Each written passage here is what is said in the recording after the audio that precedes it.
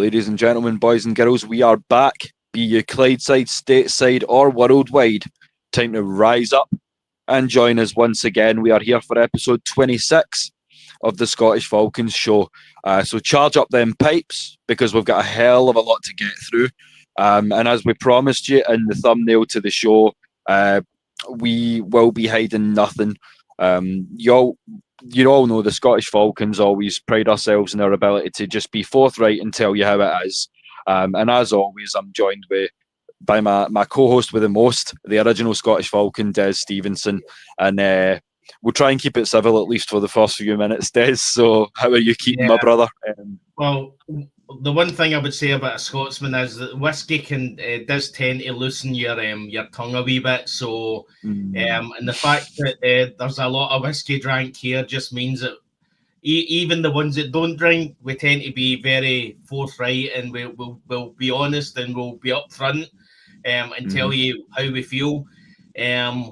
We pride ourselves on, effectively, we know that in Atlanta it's like 3:30 just now in the afternoon, and we try and pride ourselves on not swearing or saying anything underhand, as in language. But I would say that there is going to be some swear words. We'll try and keep it to a minimum, but when we're talking about the game that we had to watch our Monday morning, Sunday night football, the world watching, when we talk about that game, there has to be swear words. We just can't hold back.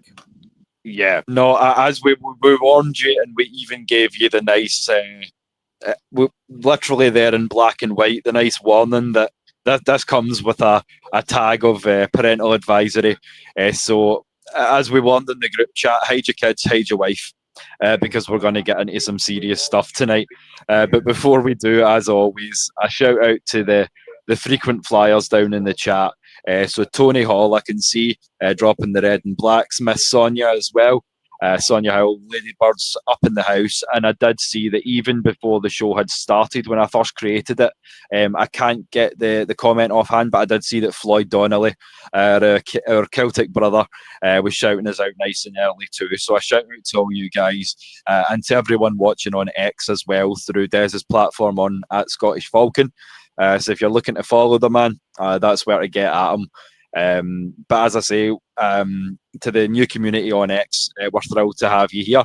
We're going to be keeping you company throughout the season with a hell of a lot more to come in the pipeline as well. So we'll start as we always do, Des, with the injury news. So we'll start offensively and from the guys that could play. So Mr. Reliable himself, Big Jake Matthews. He did play, but as we'll get into later, I feel like the offensive line was a huge letdown. I don't feel like Jake Matthews was the problem.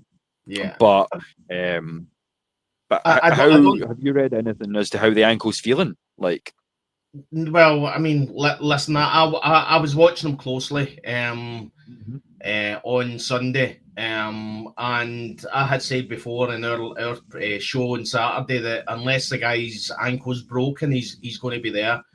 I would say that I don't think most of the pressure really came through him, but it was hard to see. There was a lot of pressure. There was a lot. Michael Penix Jr. was feeling the heat quite a lot during the game. But I've not really looked back. To be honest, it's not a game I really want to watch because what I would say is when you, and we'll go back to the injury, when you go out and play a better team and they beat you, then so be it. But on Sunday, they weren't a better team. You know what I mean? No. So, and a lot of that came from the O-line just wasn't functioning. They were a bit of a hindrance, but it wasn't on Jake Matthews. Jake Matthews will go out there with a bullet in his head. You know what I mean? That man will do it. So you can't call him out. You know what I mean? When we actually get to it and we talk about everything in the game, I'll tell you what I think and where I think the issue is. Okay. Obviously, And we've got I'm pretty sure I think we'll agree where the problem is on that O line group. And yeah, it's not number 70. But I mean, you did mention Penix, and one thing I will say and get it out the way early. It's shocking at this point that we have to say it, but there is a realistic possibility. We'll say it's not a probability. Because Michael Penix Jr., we did see him limping towards the end of the fourth quarter. We have found out that it's not his knee nor his ankle. What is the issue? It is actually a bone bruise. So it's essentially day to day, which means he may be limited. He's going to have some limitations in planting and driving the ball forward. But essentially, he should be good to go against Miami on Sunday. So I don't think it's quite at the stage where we should be panicking as yet. But at the same time, it's all the more reason, wouldn't you agree, that the offensive line should step up? Because if MPJ is not going to be as mobile, we don't want him hurt any more than he already is. And with the offensive line playing so inconsistently, I feel like something's got to give. Wouldn't you agree there, Des? Well, it's good to know that we don't have any history with this coaching staff putting out a quarterback with injuries. Sorry, I forgot. Last year. So I'll say it again. Michael Penix come out in his and one of his interviews saying he thinks he's good to go, but that's not his decision. That decision is based on the head coach. He makes that decision. You know what I mean? So listen, I hope he's good, because I think there's a good chance he tears this Miami defense apart. But if there's an issue with an ankle or a knee, then you're looking at long term. And you want to cause him more issues. Bearing in mind that he's got a history of injury problems in his college days. So are you going to take the chance that you can make it worse? I mean, my head's flashing at things that I've seen in the game, and I just want to just react badly, but I won't. But effectively, you need to help out your quarterback. It's not his decision. Like Jake Matthews will literally go out there with a bullet in his head. We know that. At some point, sometimes you have to take the decision out of the player's hands and be a responsible head coach and make that decision. Now, he's been limited in practice the last couple of days. That's maybe just to allow him to heal a wee bit. But if there's a potential, the whole point of us paying £27 million to a backup quarterback is that if there is an issue with our number one quarterback, he's there to step in. You know what I mean? Again, if we're going to say that, we're paying Kirk Cousins, effectively, I think it's 40 million on the cap. So there's 40 million on the cap. We're paying him 27 million, and they think he's not good enough to be a backup and go out there and play in front of Michael Penix Jr. when he's injured. Then that's as bad as playing Michael Penix Jr. injured. So, well, that it could go either way. Well, but as I say, we'll talk later on about what we think about this coaching staff, and but the history is that they last year they left it in Kirk Cousins' hands to decide that he was all right, and me, my granny, and my great granny that's no longer here, she could see in the first 1 or 2 games that Kirk Cousins was not healthy. Unfortunately, Raheem Morris couldn't see that. So the history there.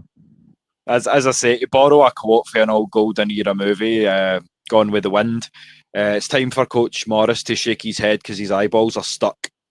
That's all I'll say about that. He's not like as Miss Sonia says. There's not enough will. There's not enough level of adjustment. There's zero accountability. as I say, I can't speak for you, Des, but I just watched a 14-minute presser with Raheem.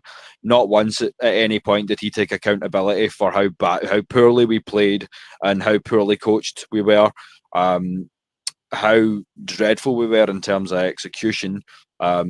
Because, as I say, I've got a specific stat that in terms of finishing these drives that we'll pull up later on. But yeah, there's faults all around, and it ain't in terms of the play on the field. We'll put it down to that.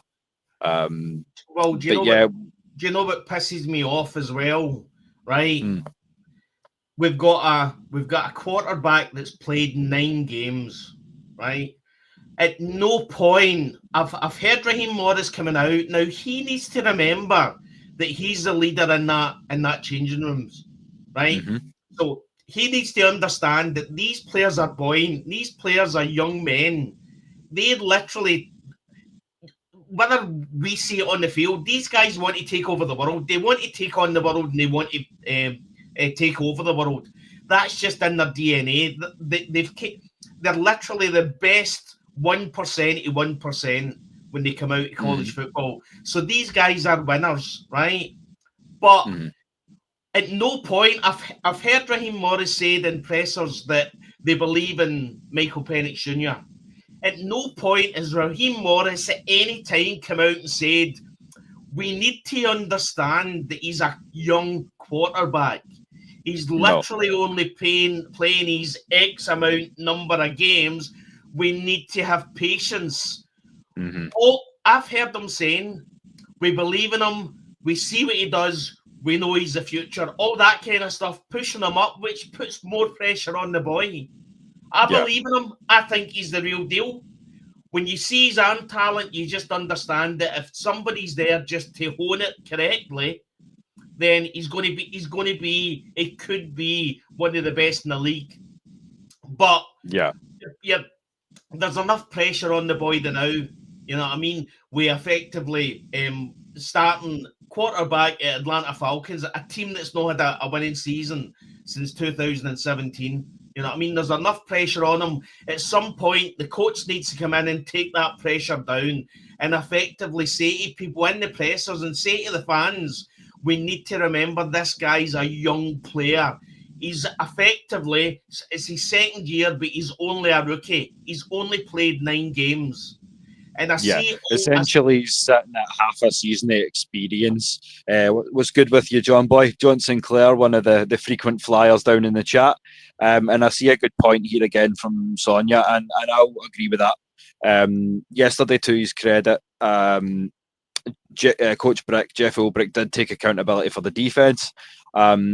Essentially, I feel like of the three-headed monster that is the main coaching staff of our Falcons, if I was to save one of the three, it would be Jeff, because essentially his defense has saved us from being in what would be a considerably worse position. Because I feel like we're not stagnating defensively. Defensively, we know who we are. It wasn't that we got diced up by huge plays. It was just that CMC was consistent, whereas our run game wasn't. And that's the difference for me. So yeah, my problem's not with Coach Brick, it's not with the defense. And as I say, when the team is looking at corners instead of receivers, the secondary's not the problem either for me, Des. I'm not sure how you feel about the corner depth, but if I'm looking to bring somebody in, it's not a defensive back. No. I need to just mention Louis. So Louis is Louis, aka Dirty Lou. So he's put on a few comments. Now, to my knowledge, Louis is a relative of Tyler Algier. Okay. So I think off the top of my head, I think it's his uncle. I might be wrong, but Louis followed me, and I've followed Louis for a long time on X, and there is a connection there with Tyler Algier. So shout out to Louis. Hope you're doing well, mate. So Um, 100%. It's great to see you on the chat for the first time. As I say, we've just started going live on X, so we're great to it's great to kind of see the guys interacting that obviously you've had your interactions with for so long, Des. there you go. There you go. It's his. I'm his uncle. It's so. So we've got a VIP on the show tonight. So, and to be honest, if you go back, Louis, and watch all the shows, it's only Tyler Love. We love the man. He's phenomenal.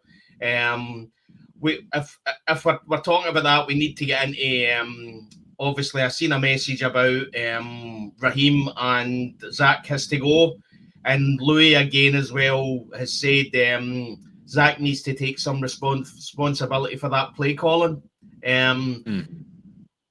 So 100%. Let's get into this. Let's batter into this, right? Yeah, I mean, yeah. So, all I was going to say to close before we do close out the injury. No, not at all. I know you've got a lot you want to say, and we're here for it tonight. It's great to meet you too, Louis, and shout out to Miss Christie, another one of the ladybirds down in the chat as well. Rise up, fam! You know we always do. As I say, we're not going to shy away from it. But in good news, as I say, there is a little bit of relief in the form of Storm Norton and Jordan Fuller being activated from IR this week. No news yet on Troy Anderson or Braylon Trice. So that's something to keep your eyes on as well. But we will be expecting to see Storm Norton back as early as this Sunday. Jordan Fuller's definitely going to be competing to get into the team as well. So, as I say, that kind of rounds out the injury squad. Where we're on it, Divine Deablo is going to be a massive miss. Yeah, of course. If there's ever a time that we could get Troy Anderson back, it's now. Effectively, the other way to look at it as well is if Jalen Walker is effectively a linebacker. That's what he done in college, but I think he's dealing with an injury as well. He is. I've not seen any update to it. So as far as I'm aware, it would still be considered day-to-day, was his last designation. But I've not seen anything questioning whether or not he's going to be playing.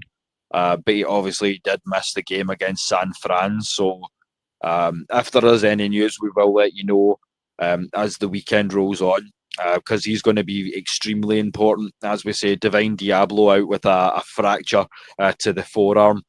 So there is a good chance that we're looking at IR. So you're talking about 6 to 8 weeks missed. We might get him back should we make the playoffs. I mean, you see how violent that defense is. And if you've got a fracture, then you need to protect it. You know what I mean? What I would say is I don't think the defense is my biggest worry at the moment. Mine neither. As Louis says, we've got Bang Bang Helms just ready to go. And as I say, he's that great kind of... He's not the biggest guy, but he will come down into the box and mix it up. He's not afraid of a fight. So, I mean, I love that attitude. I was a big fan of him when he started showing up in camp. So, yeah, that's definitely... one to watch in that kind of who's going to step up to replace Divine. But what I would say is that effectively down behind some of we all knew this when we looked at the roster. When you get past the main starter in some of these positions, there's weaknesses. You know, I mean, we seen it with JD Bertram. Now, no disrespect, and I've seen that a lot of the hate on X for JD Bertram, but I just don't think he's ready. He's not ready to be playing. He's effectively. We signed him last year. I think he had a few snaps last year in a few of the games, but effectively you can tell he's not ready. And that was probably the biggest worry when Jeff Ulbrich came out and mentioned that he could be one of the guys that steps up when Divine Deablo's not playing. That is a worry. Now, because it's not a like for like switch, as you say. Bertrand, 10 tackles is not a bad game, but Bro can't cover to nearly the same level as Divine Deablo can. He's not as quick moving backwards. He's not as quick laterally either for me. So it's definitely a step down. I mean, effectively, the run game just got heightened with San Francisco once Divine Deablo went off. Divine Deablo is an amazing protector against the run. You know, I mean, he showed that in most of the games that he's played, and that's why we've effectively weren't getting. Well, I mean, McCaffrey done it a wee bit, but before that was that. Once Divine Deablo went off, that was it. It was just the floodgates just opened. So he's going to be a massive loss. Now, I know for a fact if you look at the cap situation now, there's plenty of guys there that we could deal with and sort out and get the cap, get a lot more space in the cap if we need to. You know what I mean? But what I would say is Terry Fontenot's always been quite conservative when it came to using the cap in season. He's always been very conservative about that. And he's always tried to bring in free agents or effectively journeymen that have not signed with anybody and see if they can get a run. But the biggest worry for me, obviously, we'll talk about it on Saturday. The thing for me with the Miami game is it's a lose-lose. Because if we go out there and we absolutely destroy them, well, it was Miami, right? But if we go out there and we struggle, then it's Miami. You know what I mean? Yeah. Why are we struggling against Miami? So it's a lose-lose. Yeah, like that would be. It would be close the gates at that point and just circle the wagons. The season's over. Like as I say, like it wouldn't even be worth going to Berlin if we were. Unfortunately, I don't think you're able to either, Des. But I'll not be making the trip. Yeah, for me, work commitments. Unfortunately, I've got my own business, Louis. So, it's going to be. Listen, I would love to. And I'm, as I say, I've had my business. I sold it. I've got another business, and I'm trying to build it up again. So I can't take the time just to head over to Berlin. If you're going, the Germans are phenomenal. Alexandros and all that over in Germany are just phenomenal. It's going to be, let's just say, it's going to be a Falcons home game, because I think the Falcons in Germany are quite well supported. So I mean, I'm looking forward to it. Personally, I think Indianapolis are effectively the Minnesota Vikings of last year. They had a great record, but there was just something not right about them. You were just waiting for them to, as I say, shit their pants. And I think the Indianapolis Colts are at that point as well. I don't think they know what they are either. And I think they're spoiling for a bad game, and let's hope it's for us. Yeah, like, see, to be honest, man, the level of support in Germany is really inspiring. So shout out to Alexandros and his boys. As I say, like, if you're watching the show, any of you guys, I contact you on Twitter, because the guys have just gotten back from California from out in the Bay from the San Fran game. So win, lose or draw, the guys are like ourselves. Yeah, they were in Atlanta and then they flew out to San Francisco. So effectively, they put on the exit to apologise, because I think they'd been to 7 games and the San Francisco game was their first loss. So they were a good luck charm for us, but nothing was going to help us against San Francisco 49ers. Yeah, no, there's luck only takes you so far when you can't handle your own business. And that's just kind of what happened. But yeah, expect a party if you're going to Berlin, guys. And a shout out to Andrew Marriott down in the chat for tuning in again. Another one of the frequent flyers. As I say, that the family keeps growing, Des. You'll have to see it. Absolutely. If all the guys watching from America that are going to Berlin, I just need to say, right, See, German beer ain't Bud Light, right? So effectively, you're not getting handed a bottle, you're getting handed effectively a jug, and this stuff will be 7 or 8% proof. It's none of your light stuff.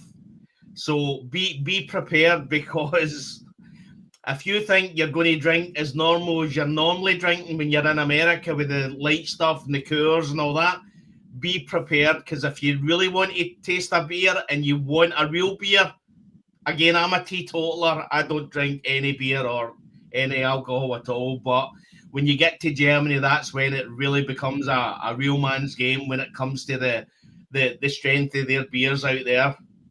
100%. I mean, when the doctors say you're down to 1 beer a day, it doesn't worry the Germans too much because you're drinking Steins. So like, your 1 beer a day is just fine.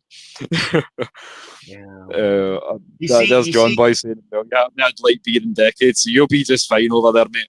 I wouldn't worry too much. You see some of the videos of the Americans that go to Germany and they get 1 drink, and literally after one jug they're drunk, they're out their head, they're bluttered. You know what I mean? So a cheap night out for sure. Absolutely. But just before we do get into this game, one thing I won't say happy to see, but I was certainly relieved to see, is that after obviously all the speculation, number 34 is gone. Here's my best take at an impersonation of our brother Magnus from the Regulator show. So, Ray McLeod, you're gone. Just thought I'd throw that out there for any of the Regulators fans.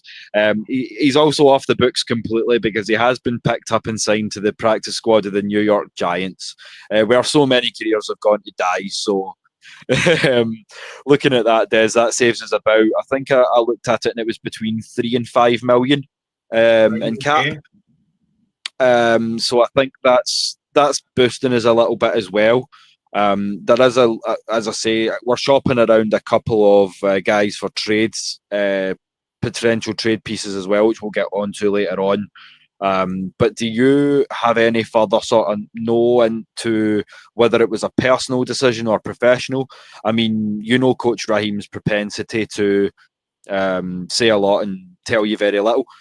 So he stated that it was purely based on gameplay. Personally, I like, he's made no secret. You can see in his face that it was a little more than gameplay. But how do you feel other than relieved? I feel like now we can finally chalk our hands of that situation, much like we did the Calvin Ridley one before. But as we've seen a few guys in the comments saying, definitely need to be looking at that wide receiver depth again. Wouldn't you agree? Yeah, I mean, this is probably one of the biggest things that worries me, because when you start seeing players effectively getting released, and from what you hear, there's a whole load of rumours going about, and I'm not going to discuss the rumours, but when you see players in the dressing room reacting badly to decisions, then that doesn't bode well for the coaching staff. You know what I mean? You see, what's the one thing you see, and you're seeing just now in Miami and in New York with the New York Jets? One of the things you're seeing with bad teams is, obviously you see Miami Dolphins, Tua Tagovailoa coming out and effectively questioning his teammates. You see Woody Johnson and the Jets effectively saying that Justin Fields is garbage. You know what I mean? That's bad teams. So when you have players effectively becoming mercenaries, then that shows what kind of leadership is in the changing room. Now, obviously, fair play to Raheem Morris. Raheem Morris has called it out and dealt with it. So, but who else in that changing room is not happy?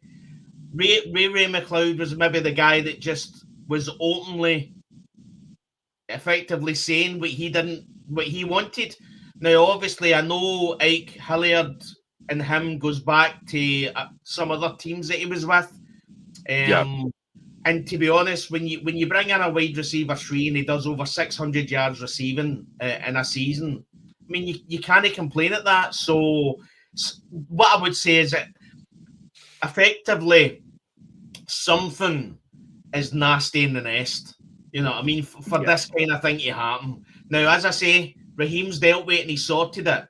But if he's unhappy, effectively, who else in the changing room is unhappy as well? That's the first thing for me. The second thing is we need to get a wide receiver, and we need to. And to be honest, see at this time in free agency, it's 2 windmills in a balloon. There's nothing out there. You know what I mean? You've got some players. Jacoby Myers is coming out saying that he wants out of Las Vegas. So, but again, they're signed players. There's no point talking about these guys unless A, they're released, or B, we trade them. Now, we don't have a first round next year. We don't have a third round. So what are we going to do? What are we going to use to trade for them? You know what I mean? So well, I do have one trade option for you a bit later on.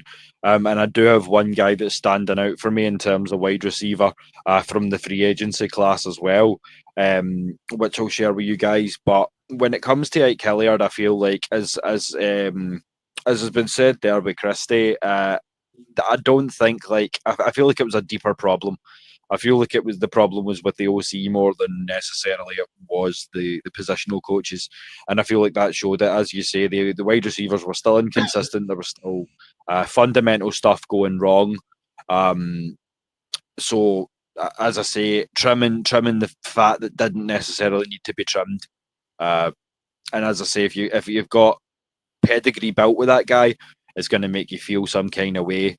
As I say, we could look at it the other way too, Des, and say that, oh, well, he could have been a bit more adult, a bit more grown up about it, and pulled the coaches aside and went, nah, look, here's how I'm feeling, instead of acting up some way, making faces, speaking out, however he chose to kind of go about that, to the point where we're talking about, are we expecting diss tracks and things like this? Like, what age are we here? You know what I'm saying? So, like, surely there's got to be a line. So I can see both sides. But yeah, I don't think Ike Hilliard was necessarily the at fault there. And yeah, you're right, Tony. I think, to be honest, Oktoberfest is going to be round about the time the game falls. So it should be all the more reason, and the Stein should be a lot even bigger than what we promised you. So if there's a time of year to play a game in Germany, that would be it. Listen. The one thing you'll know about Berlin is it's a party every day. You know what I mean? The beer halls are full all the time, every day. So when if the Falcons go over there, they're going to love it. It's going to be fantastic. I wish I was there. I really do, but it's not possible for me. But yeah, I've been to Germany. It's beautiful, absolutely beautiful country. The architecture, it reminds me Berlin reminds me quite a bit of Glasgow, with the old historic architecture, and a bit like Edinburgh as well. So it's an old city. So, and you see that when you go there. Yeah, like as I say, you can definitely see the Gothic influence in Edinburgh, especially, and Gothic. Not talking about crows and eyeliner here. We're talking about the High Germanic Gothic architecture and things like that. So there's a lot of sort of similarities between Germany and Scotland. And as I say, like home, Germany's got some beautiful countryside too. So yeah, there's going to be plenty of culture. So whoever's going over, we hope you have a wonderful time. And as I say, our brothers over there, they do make fantastic hosts. So I'm sure you'll all have a great time. And just, I can see another point here from Christie about the firing. So the entire locker room, Sonia, the entire locker room doesn't believe in anything Raheem is saying. They believe in Jeff Ulbrich. Yeah, And that's a bad call. I mean, that's a bad look when you're supposedly the head coach. And this is something that we tagged for later on that I don't mind shouting out now is at this point, how much longer can we defend Coach Morris? I mean, if you're in disagreement here, then let me know, Des, but heavy is the head that wears the crown. I've said it a few times over the last sort of week or so, but right, are we getting into this then? So let's, because my mouth let's peel the band-aid off. Right. We warned you, now here it comes. So effectively, from my point of view, the thing that pisses me off is the fact that he keeps on coming out. You know what I mean? Listen, Jeff Ulbrich came out and said that the 10 men on the park was down to him, right?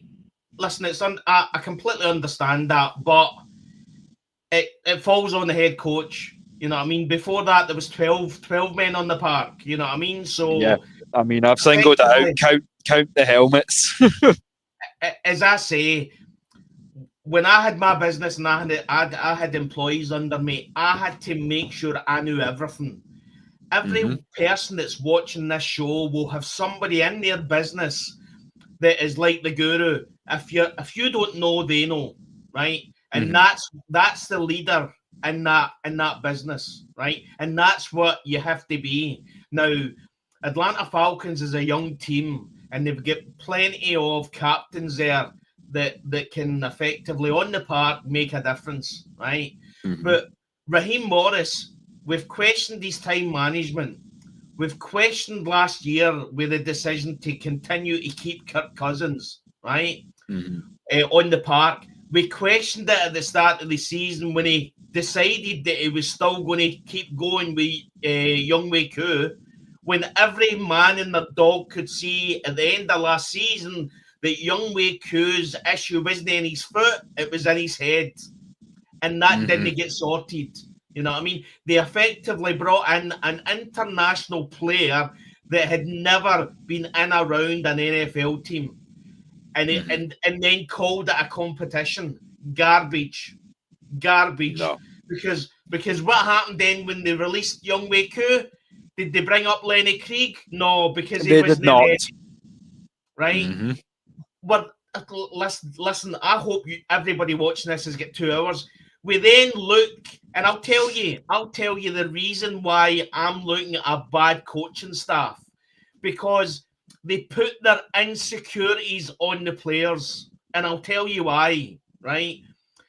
Parker Romo has had one bad game against the Carolina Panthers, right?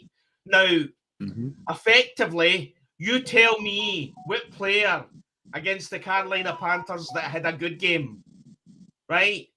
Now, what then that coaching staff's deciding is that Parker Romo's the only player. He's the only kicker we've got. We just need to go with him, right? Well, let the boy kick the goals. I'm sick, mate. I'm sick going 4-1 when we're 52-yard field goal attempt, and they're terrified to allow Parker Romo to take the kick. Let the boy, as you said earlier on, mate, how's the guy going to learn if he isn't trying kicks in a game? Because effectively what then happens is we do 4-1. Zach Robinson has got worse special plays than Arthur Smith had. And we end up turning it over on downs anyway. So what's the problem with just taking the goal, a field goal? If we miss the kick, we're still in the same position. But at least the boy effectively can get a chance to learn, build his confidence, and effectively not live in the shadow and the insecurities of their coaching staff. Because that's what I see. We think you're garbage, so we're not going to allow you to kick a game because you had a bad one against Carolina Panthers. Well, who had a good one against Carolina Panthers? You know what I mean? Exactly. That's the sign of that coaching staff. Yeah, like, support your guys. As I said, like, if you were going to have a competition, make it a fucking competition. You put Lenny Krieg into the practice squad, despite the fact that he done something that Youngway could not do this season, which is make 50 plus. Yes. You then call up Parker Romo. You will not give the guy, as we say, live game reps because there's no accounting for that on a practice squad. So yeah, you're not letting the guy get real life reps to face 11 opposite helmets coming against him when he's trying to kick the fucking ball. And then you're, as I say, 52 yards is pedestrian. It's not going to be pushing any records. Most NFL kickers who would profess to be of that level should be making 52 90 to 95% of the time. So you shouldn't be an NFL say, kicker. You shouldn't be an NFL kicker if you can't make a 52-yard or a plus 50-yard field goal or attempt it. You know what I mean? But effectively, that's what I'm saying about this coaching staff. Parker Romo is living in his own head because how are you building confidence for that man? That boy thinks he's crap. That boy thinks he's bad. Why? Because we've no gave him a chance. You know what I mean? Mm-hmm. Then that's something we'll get into a bit later on, Christy. But yeah, I mean, none of those next 6 games, we've got a visual, as we say, for a bit later on in the show that shows who the next 6 opponents are. None of them are by any means world beaters. The toughest 2 teams in that 6-game stretch would be New England and Indianapolis. They're still winnable games, but again, we're going to say it fucking 20 times tonight. My main concern is not the talent on the roster, because we say it every time we come together, Des, is we are stacked offensively, defensively, but they're not coached right. And you could give me the 2000 Baltimore Ravens, but if you don't give me that coaching staff, I couldn't win the Super Bowl with them. You know what I'm saying? Let's go on to Zach Robinson, right? And this is where, and when you look back in that Carolina Panthers game and wonder what happened, then it's the play calling. The play calling is garbage, right? Zach Robinson is the only branch of the Sean McVay tree that is withering, dying, and is rotten. Because effectively, let's work this out. When we get coaches coming out saying that they're making mistakes and they need to improve, right? We are talking about, right, we'll go on to Raheem Morris first, right? So Raheem Morris has got an NFL record as head coach of 32 wins and 50 losses, right? Yes, sir. So he's only had one winning season, which was 2010, which was a 10-6 with the Tampa Bay Buccaneers, right? So effectively, our leader is effectively has got a losing record, right? He then takes a job, brings in Jimmy Lake, and we all see when Jimmy Lake get announced, I was like, who is this guy? Who's this guy? Who's this Jimmy Lake? Former Washington, the Washington College Cougars, I think they call Washington Cougars. Former head coach of the Washington, and they sacked him as well.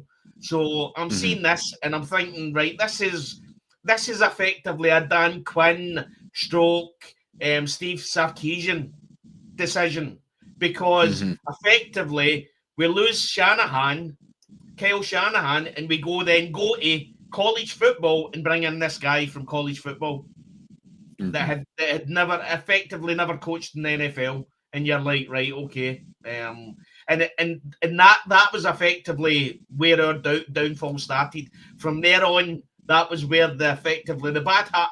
Listen, Steve Sarkisian at Texas, he's a good head coach, but he's a college coach. You know what I mean? Yeah. And as we say, 1% of 1%.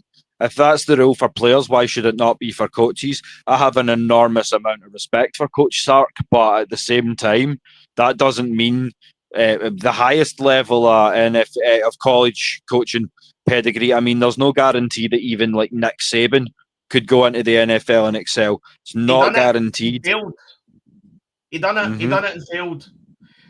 What I would, I know I'm taking a lot of time, and I apologise, but no, not at all. That's literally, as I say, I drive probably 2 hours a day to my business, an hour there and an hour back, and literally I've all I've had all week is what's going on in my head is this discussion about what I'm going to say.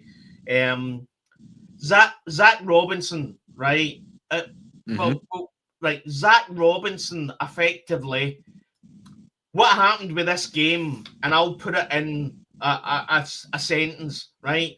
We've got Tyler Algier, who's a fucking sledgehammer, right? And we've got Bijan Robinson, right? Now, I'll take you back to what Peter Schrager said when he met Raheem Morris before the Buffalo Bills game and the build-up to it, and he said that Bijan is effectively our offense. Everything in our offense goes through Bijan, right? Fine, right? You can say that Bijan Robinson is hard to contain, right? So, Zach Robinson, his plan A. Plan A is let's run the ball, right? Does 2 or 3 calls running the ball. He gets resistance from the San Francisco 49ers.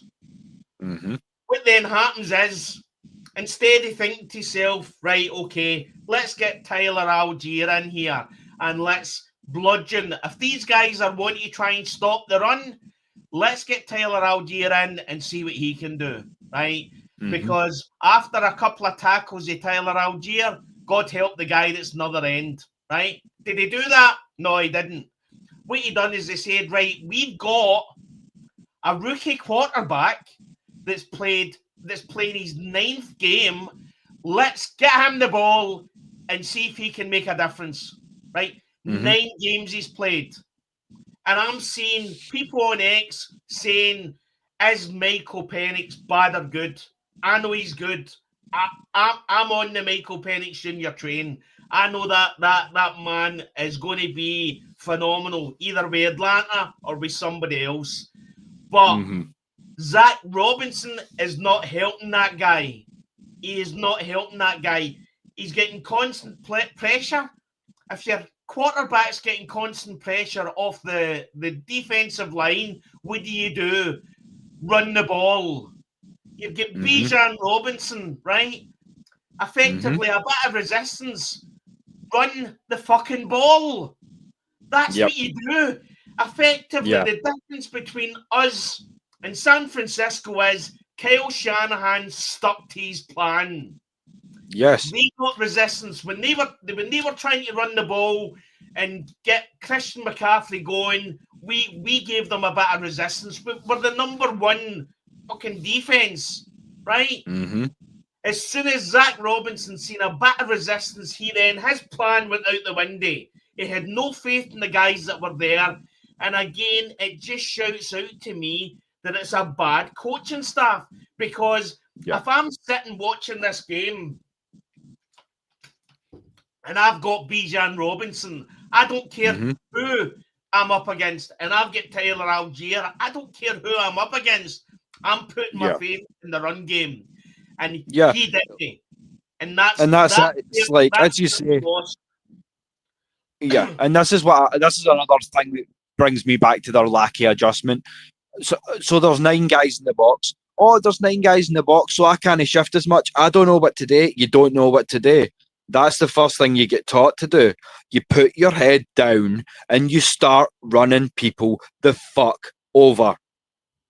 And if you can't, then we bring in Tyler, who's more solidly built, who's thicker in the butt, and will fucking do it for you. Blow some fucking holes, show some will. But at the same time, it's from the top down, and the coaching staff are taking no accountability. As Miss Christie says, they're saying, the team just need to execute better. Well, okay, that's as may be, but at the same time, on 3rd and 4th and 1, don't call the same play when the defense already know what the fuck you're going to run. God, I mean, ridiculous. Just Ridiculous, mate. Zach Robinson, as I say, is the only coach on the Shanahan, on the Sean McVay tree that's effectively rotten. The wood's rotten. You know what I mean? What we don't understand is Atlanta Falcons ain't a proven ground. This ain't a place for you to come and be average and get better. That's not the Atlanta Falcons. The Atlanta Falcons is where you come when you've done it all, when you're ready to be the best, right? Raheem Morris, honestly, mate, I would love to question and ask how many times in the last year and a half of him being head coach has he said mistake. We made mistakes. You know what I mean? This ain't a proven ground. You know what I mean? Yeah. Zach Robinson, that 3rd and 1 where Bijan get the ball tossed back to him, that was ridiculous. You know what I mean? Oh. The effectively the O-line and the quarterback was getting pressure, and they were getting past the O-line all game. And and now's the time where we'll single the man out. Elijah Wilkinson was a 6'6" 6-inch turnstile on Sunday night. He's I know that there was plays where Lindstrom got pushed back. I know there was plays where Bergeron got handled. It looks as though that's probably the worst outing from centre that I've seen from Nuzul. Yeah. He's been fairly consistent to his credit, but that he wasn't there last night. But there's only so much you can do if by the time you've taken 2 steps forward, your right tackle's already on his arse. And your QB's on his arse. So it doesn't really matter what the centre does at that point. But again, and shout out to our first time commenter, Wild Dog Blue. I hope we don't see Kirk this week. He is day to day in terms of MPJ, so hopefully he will still be able to start. But as I say, we're paying the guy enough, and he should know the system well enough. So if we see him, it won't be the worst thing in the world. But at the same time, we've got one QB banged up because our O-line can't fucking block. I'm gonna do that again. Yeah. Because our O-line can't block properly, so we don't need to. Listen, see if Michael Penix Jr. is getting pressure. You imagine what Kirk Cousins is going to what's going to happen to effectively. There's no mobility there, right? Yeah. But the other thing as well, have a look. If you really want to see an OC guru, have a look and see what Kyle Shanahan done with Mac Jones, right? Mac Jones did not throw the ball more than 15 yards. Effectively, it was a simplified offensive scheme, right? The only time that Mac Jones effectively threw it more than 15 yards was a pass breakup. Go back if you haven't seen this. Go back and watch Mac Jones and watch. Literally, it was a dink and dunk. Christian McCaffrey, effectively the ball went to him, or it was past the the D line, and effectively the ball was through to him. They kept it simple. We've then got an OC who effectively is expecting a rookie quarterback who's played 9 games to do it 40 yards, 45 yards down the park. You know what I mean? At the end of the day, you've got Daniel Jones, who's effectively lighting it up again. You've got Sam Darnold, who effectively is lighting it up again. And you've got Baker Mayfield, who is effectively on par to be the MVP. You know what I mean? They weren't bad before. They just had bad offensive coaches and bad head coaches that couldn't effectively work out that your offensive coordinator. It's not about bringing your scheme to a team. It's about looking at your quarterback and working out the best scheme for your quarterback. Exactly what Jeff Ulbrich is doing with this defense. Jeff Ulbrich is looking at this defense and saying, right, okay, I've got this idea of what I want to do. What's the best way to do this? with these players it's that a I've got. chess game. Yeah, the best strategies that you can implement with the pieces available to you, and off the back of what John's saying here as well, like. Yeah, Coach Salah definitely had these guys ready to go. So shout out to the 49ers defense. Even without Fred Warner, they lit us up on Sunday. And in terms of the when you're standing to the defence of Zach Robinson, I can kind of see what you're saying. So it does kind of bring me back to a question. I wasn't going to make it as black or white here, Des, but the man does make me think. So I mean, when you single it out and you talk about putting an offensive coordinator in that position under a head coach who's been as inconsistent and is unlikely to take the fall for his own faults as Raheem has been. If you want to talk about it one on one, if you're going to sack one guy, is it going to be hot seat him, or is it going to be pack up Zach? If you have the power to get rid of one, whose head's rolling for you, sir? Zach Robinson for me straight away. Because if you cut the head off the snake, which is Raheem Morris, Zach Robinson's still going to be there. You know what I mean? Yep. Effectively, if I had what's going to happen is this coaching staff is just going to do enough not to get sacked, and then we're going to get into next season and it's going to be the same. Mm-hmm.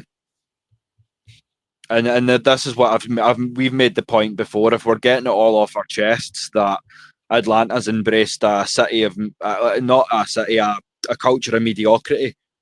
I'm not tuning in until 4:00 in the morning every week, doing multiple shows for a team that's happy to coast through, be 9-7, and challenge for a wild card every year. That's not the team I want to be, especially looking around this roster, seeing how hungry some of these young guys are. They are in a position to win now, but they're not being coached accordingly. So it's looking again, as we will in a little bit at the next 6 games.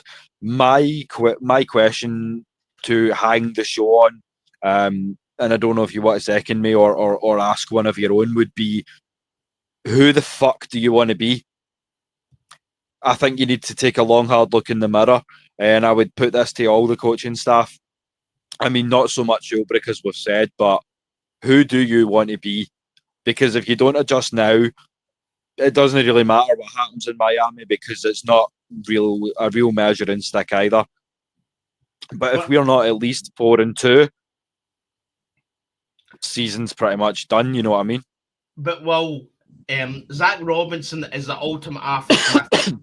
Arthur Smith done it in the Titans with his OC because he had Derrick Henry, right? Mm-hmm. When you see that last week before this game we were second in offense, yeah, that's because of the players that we've got. That's because we've got Drake London. That's because we've got Kyle Pitts. That's because we've got Michael Penix Jr. that can ping it down the field, right?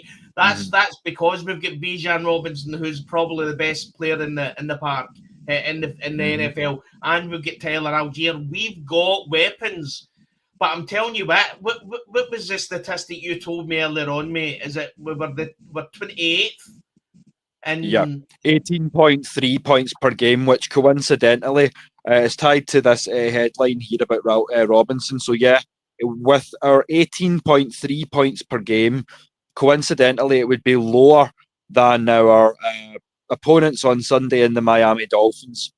So by that measure, we would lose. So I love that Christy's saying make it a package deal. She wants to go bargain basement with it and just cut all ties, cut all losses, and move on. And you know what? I can see why. But yeah, 28th, 18.3 points per game. So as I say, finish off these drives, or if you're not prepared to go for 7, at least let Parker Romo have a shot as well. And then Sonia Hill's backing you up as well. Yeah, Dolphins and Browns. But yeah, it just goes to show you that being a college football head coach of high standing counts for nothing when you hit the pros. But again, mate, yeah, so I've always been in sales all my life, right? And we had a saying in sales that you reach your level of you can, at some point in your career, you can reach your level of incompetence. Now, what that means is you can be a great defensive coordinator for the LA Rams, and then you then get and hit your level of incompetence, which is the head coach of the Atlanta Falcons. It happened with Arthur Smith, right? Happened with Arthur Smith, and it happens everywhere, right? And then you see everybody. Sorry, because I'm shouting so much. I need. No, you're all good. you see everybody posting out the things from last year when we were effectively searching for a head coach. That the Atlanta Falcons have interviewed Ben Johnson, or the Atlanta Falcons have interviewed Mike Vrabel. You know what I mean? And then you're looking effectively at a head coach that's 32 and 50 in his head coaching career. That is not. So effectively, he's had 82 games as a head coach, and he's still making mistakes. His time management is shocking. At what point do you just put your hands up and say he's just effectively, he's not going to learn from his mistakes. He's just not very good at what he does. And that's because experiment well and truly failed. He's reached his level of incompetence. It happens with college players who are blasting it in college, come up and they do nothing in the NFL because it's just too far for them. And I'm seeing it with Zach Robinson, and I'm seeing it with Raheem Morris. And I'm sorry, but effectively, if we beat the Miami Dolphins, so what? It's the Miami Dolphins. You know what I mean? Yeah. But that's my rationale.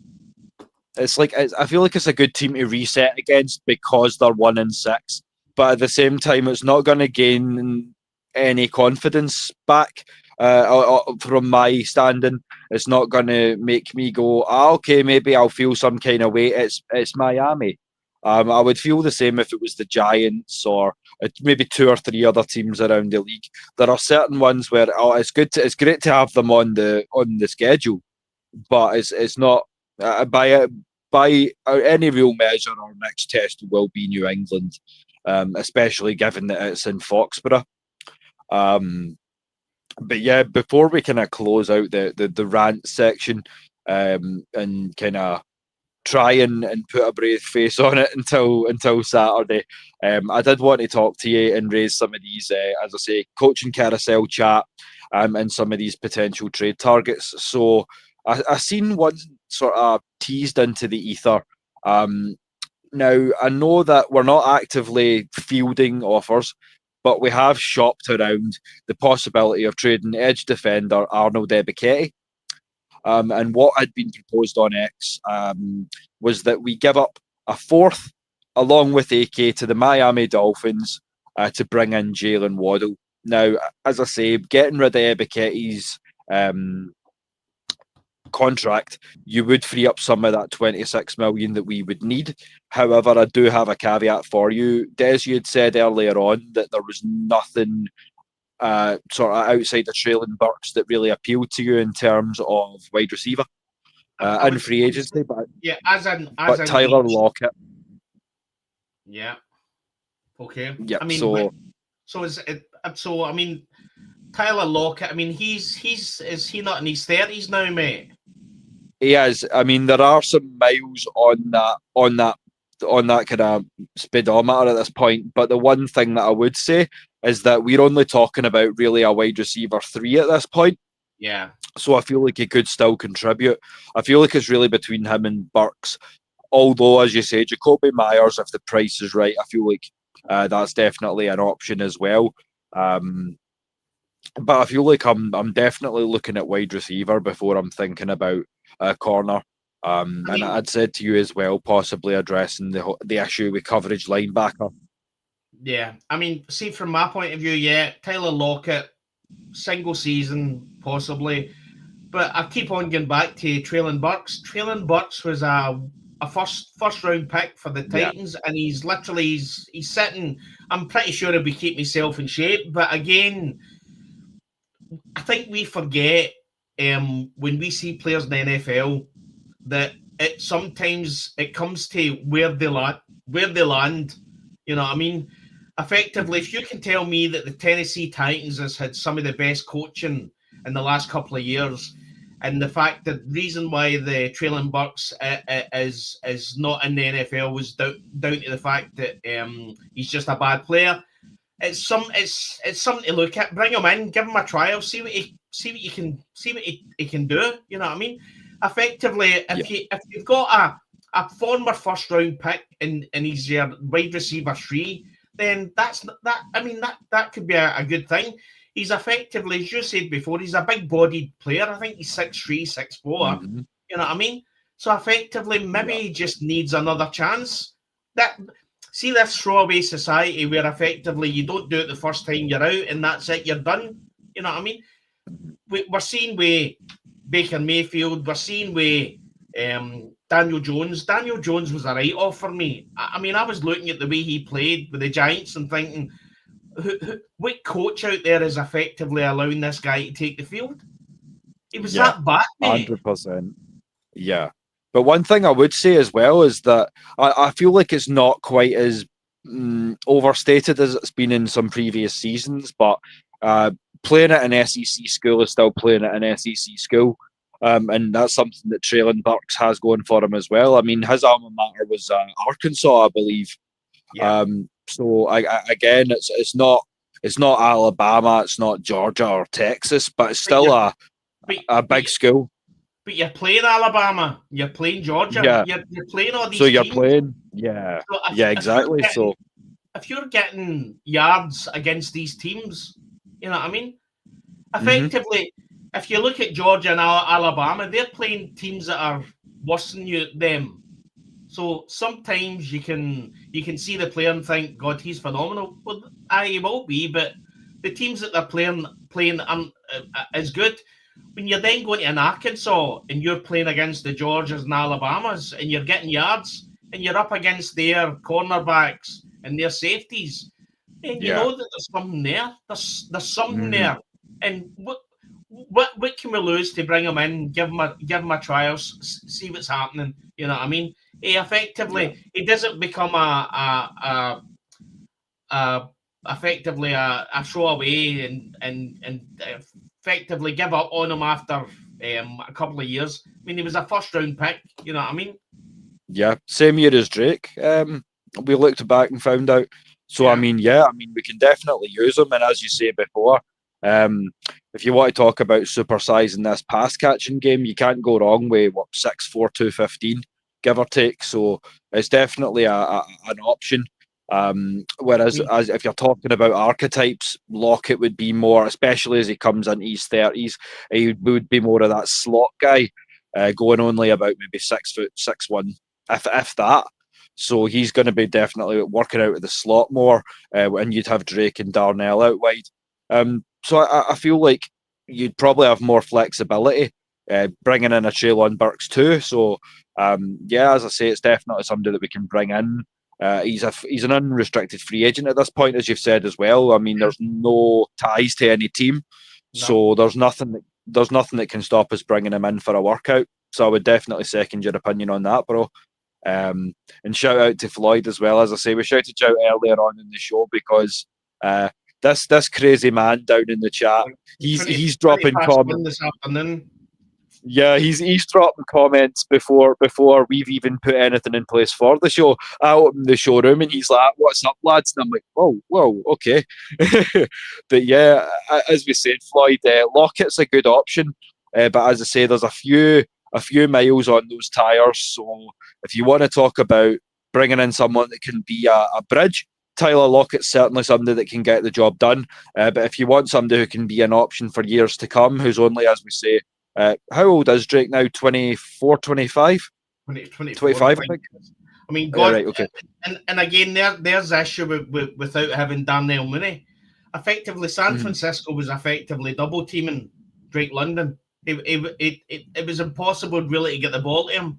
because they know that effectively once we stop going to the run and we allow Michael Penix and Michael Penix has to throw the ball, there's effectively only a couple. You've got Darnell Mooney, Drake London, and Kyle Pitts. Bijan Robinson is there as well, but again, effectively wasn't getting used like that on Sunday. So and this is the thing. Like, that's one thing I would say is a fault to the defense is as I say, it was a key to victory that we knew how to scheme for CMC, given that we have Bijan every week in training. So why were we not more prepared for what we faced, given that they play very similar styles? They can hurt you from catching out of the backfield, they can run, they can shift, or they can get down and plow you over. They've got a little bit of everything to their game. So I don't know why the defense looked so shocked in places. We kind of knew what to expect. Well, I'm not an NFL guru, right? I guarantee you probably 90% of the people on this that's watching this probably know more than I do. But effectively, I've got my notes from our Saturday show. And one of the things I said was when we were discussing the best way to win the game, and I've said stop the run and protect the secondary against Christian McCaffrey's pass catching. So now I knew that. But unfortunately, but listen, what I would say is take Jeff Philbrick out of this. This is a Kyle Shanahan offense, and he scored 20 points, which in any other way to look at it, that's a win for a defense. 20 points should be enough for your offense to walk down the road and effectively get a win and put up enough points. You know what I mean? So. Forget the fact that Christian McCaffrey effectively tore us open again and again. They only scored 20 points, and effectively the last 7 points effectively shouldn't have stood because it was a penalty because they get dragged over the line. So it shouldn't have stood. Yeah, for about 5 or 7 yards or something like that. It was that rookie right guard, but I mean, as I say, I might have wore 34, but I don't profess to be any kind of Walter Payton. But I'm pretty sure I could tell you that shit's illegal. Yeah. But no, as I say, it drives you insane. And shout out to Jerome. Good to see you in the chat as always, brother. But yeah, before we go on, as you say, that's kind of what we wanted to say in relation to the coaching side and having shouted we're self-horse. Let's take our mid-season pause for breath, Des. So I mean, as I say, we had the visual and it was something that Christy and Sonia were talking about down in the chat earlier on. So I mean, there's the next actually, before we do, I do have one more shout out for you when you're talking about coaching carousel. If we were going to replace Zach Robinson, I'm going to give an honourable mention to Mike McDaniel from that mob we play on Sunday. I reckon he could maybe bring things back on side. But yeah, as we say, that's... Listen, I mean, the man looks as if he's in crystal meth. You know what I mean? I mean, he does. It looks as if he's... I mean, listen... Miami need to put him out his misery. That man is. I mean, do you remember his first season when he was like the jokey Mike McDaniels, and it was like the cool, the clothes that he wore, how he wore his shorts. He had these snazzy shorts with the. You know what I mean? They were all color coordinated, and I mean, it was cool Mike McDaniels. Put that picture back up, mate. Put that picture back. I will indeed. Do you know what? That's what I was going to say. It's like you can either bring the pipe with you or bring the capris, but you can't do both. I mean, that man is aged. That man is aged 20 years at Miami. Oh wow! But listen, he's a. I see. To be honest, I'm not sure who I want. I don't even know who I want. but there'll be somebody out there. But all I know is that Zach Robinson, effectively, we've had 6. So since Zach Robinson sat his ass down as offensive coordinator, and when I say offensive, I mean fucking offensive, right?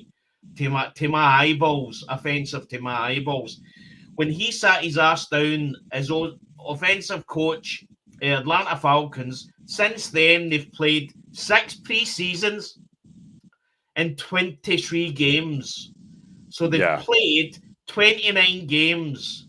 So he's played 29 games as offensive coordinator. At what point does he work out what he wants to do with this offense? Yeah, that's it. Like, as I say, I can see the case to put lock Mike McDaniels in a cupboard when they visit, and you know what, I wouldn't be against it at this point but as I say, it looks like after a few seasons in Miami, it looks like he's been locked in a cupboard for some time. He looks like he's seen some things. Like 28 days later has nothing on being the Miami Dolphins head coach. Like, as I say, I know we put ourselves up to some stress, mate, but I like to think we're doing all right. Like, we come on here and we rant and we raise our voices and we get a little bit tickly in the back of the throat now and again, but it'll never be as bad as those Dolphins have got it over in Florida. Absolutely, mate. I mean, listen, they're in a bad position, the Dolphins, but effectively we went in against a Carolina Panthers team that couldn't get a win. Yeah, and effectively, what I would say is, see, after the San Francisco 49ers game, this coaching staff has lost all credibility for whether it's going to be a win or a loss to me, to be honest, mate. You know what I mean?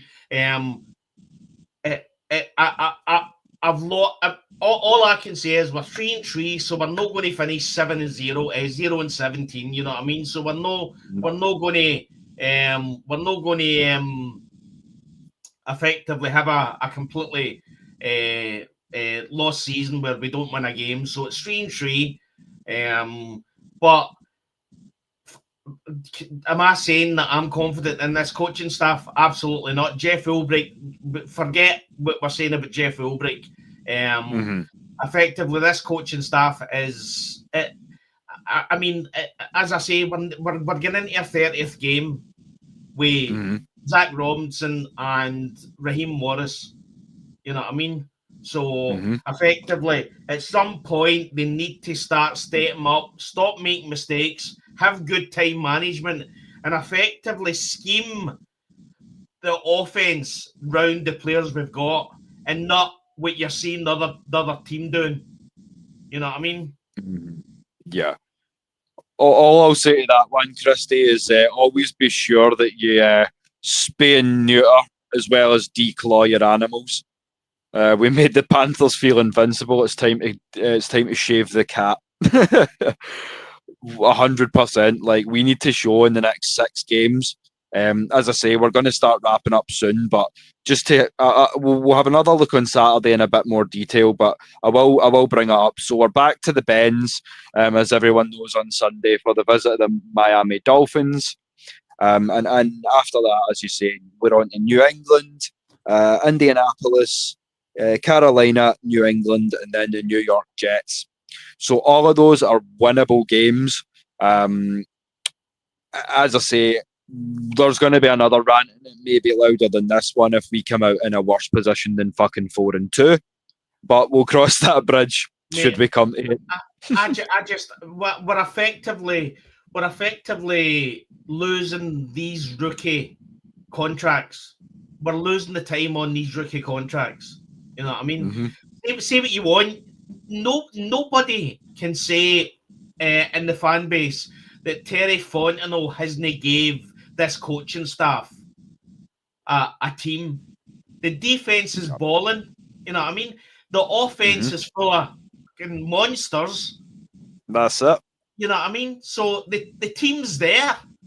It's up to this coaching staff to effectively be adults and get their ass and their fingers out their crayons and Mm-hmm. effectively scheme decent schemes around the Yeah. players you've got, which is great. See, to be honest, mate, we're 2 injuries away from never winning a game again this season. See if Drake London or Bijan Robinson goes down. You know what I mean? Yeah. Call it. Where do we stand there? Yeah. That's what's worrying me, and it makes me think that, especially with how, again, we could go back to the offensive line, but maybe we do look at how important Storm Norton coming back is, because Elijah Wilkinson evidently was not the answer. He shored up a gap, and he was a good band-aid for a time, but it's been ripped off and it's left not too pretty a wound, so to speak. Yeah. I mean, probably the last 5 games, he was working out. I think he was trying to work out whether he was good or not. I think in the last game he worked out he wasn't very good. So effectively, I mean, he done his part. He's a good backup, but effectively, Storm Norton getting his ass back, I think that's going to solidify the O-line and just a wee bit more. Yeah.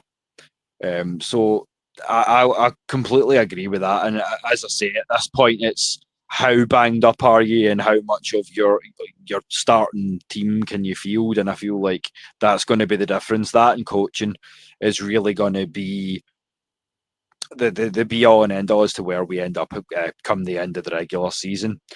But yeah, just before we do close up, we've got a few things to obviously remind you of, as we always do. So if you want to join the Kilted Revolution, we're now on the worldwide recruitment drive for more panelists and contributors to join the frequent flyers, as I say. So as always, you can get Des through X. You can get me on all the socials, or on YouTube, on my social channel at Will the Thrill Waddle. As I say, there's going to be solo content coming out on there very, very soon with the real thrill, the real spill, I should say. Just as I say, a little bit of football, a little bit of wrestling, a little bit more rants, which we know you love. It's not the best for the throat, so it may just be short ones. But as I say, you're all more than welcome. And if you want to join us for that journey, you know what to do. And if you want to talk about special shows that don't get bigger than this, so the AFN International team, our brothers and sisters from around the world, will be joining us tomorrow, on Saturday, for the second Scottish Falcons show of the week. So we're going to go into the Miami game in a bit more detail, any more pressing news as it pertains to any last-minute injury updates, roster news, and so on and so forth. But it will essentially serve as a double-header, because for the first time ever, the live game stream for the Miami Dolphins Atlanta Falcons game will be brought to you by your boys from the Scottish Falcons and our family from AFNI. So you don't want to miss that one. So we'll be live from around about 20 to 30 minutes before kickoff, just whetting the appetites and getting you all ready for some Falcons football. And as I say, it should be a win, Des, but it's not going to really reset the blows that we've taken over the last few days. Am I right when I say that? I mean, I'm just glad that effectively it's at a civil time. You know what I mean? The last couple of games has destroyed my sleep rhythm. You know what I mean? Effectively going to sleep at 4:30 against the Bills, and I think I went a wee bit earlier with the San Francisco 49ers, because I knew watching that game with about 5 or 6 minutes to go that we just weren't winning the game. It was just one of the games. So, but it's nice to. I think it's a 6 o'clock kickoff for us. So it's a 1 o'clock Atlanta. So perfect. That's the times that I like. So effectively, I can show things at the wall, throw things at the TV, and the game finishes at 9:30, and I've got time to clear everything up, throw out the damaged TV, and time for bed. You know what I mean? So 100%. So for everybody that's Andrew's saying it's 5 o'clock for us. So the clocks must go back or forward, whatever, for us. So this is the only time it's going to be a 5 o'clock kickoff. Yeah, so we will make the most of it, and as I say, we're jumping on while we've got the chance, because nobody fancies pulling a 4 a.m. shift, even if you're hosting the live. So it's nice to see that we get the nice early West Coast turnaround for that one. So as I say, you won't want to miss it. If you want to see more of us, as I say, you know what to do. Shout out to Andrew again. We're going to try to get on as much as we can. We now handle, as I say, on Saturdays the hype show for each of the games, assuming that would be the Sunday. And then on Mondays, we're looking at putting into fruition an AFNI sort of post game as well.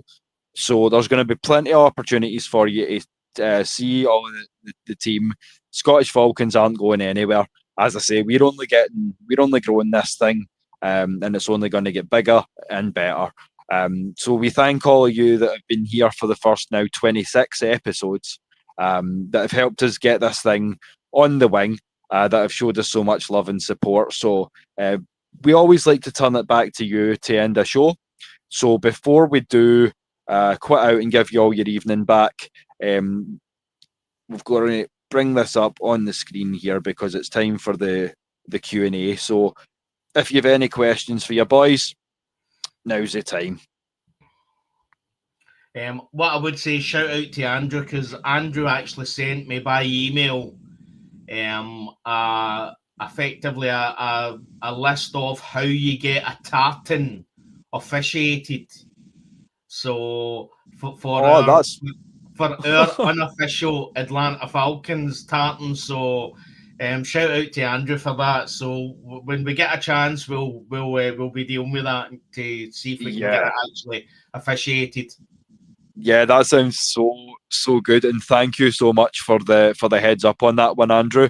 As I say, that really means a lot to us because, as I say, it's bucket list material for Des and I to walk down wearing those kilts, and we appreciate you guys so much for the love, for the support, for the questions, the takes, all that good stuff, and for more than that, for just sharing some time with us. Because as we often say, just to find NFL fans is half the battle in Scotland. Never mind to find fellow Falcons fans. And absolutely. You know, as always, we love our ATL, don't we, Des? Absolutely, absolutely. As I say, 5 hours ahead and a half a world away. But we get up so much time and energy, and as I say, we talk ourselves hoarse sometimes. But before we obviously wish you good night, you know, we always remind you with our closing statement that pain is international, especially when it's a game like that this Saturday. And especially when you've got this coaching staff, pain. Yes. Yes, sir. Mate, there's aliens and crafts and planets we don't know that are looking at this Atlanta Falcons head coaching staff and thinking, nah, I just don't think it's working here. You know what I mean? So, yeah,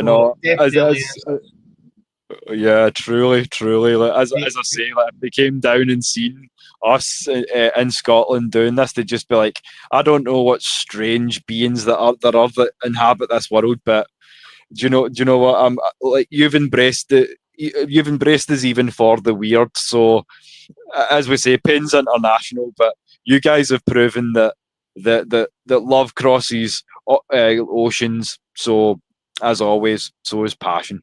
And thank you once again to all 60 plus of you for tuning in tonight. Stay tuned on Saturday as we go again, same time, 3:30 Eastern, 12:30 Phoenix. But until then, enjoy the rest of your night. Des, thank you for joining me as always, brother. Good night. Thanks, man. Bye.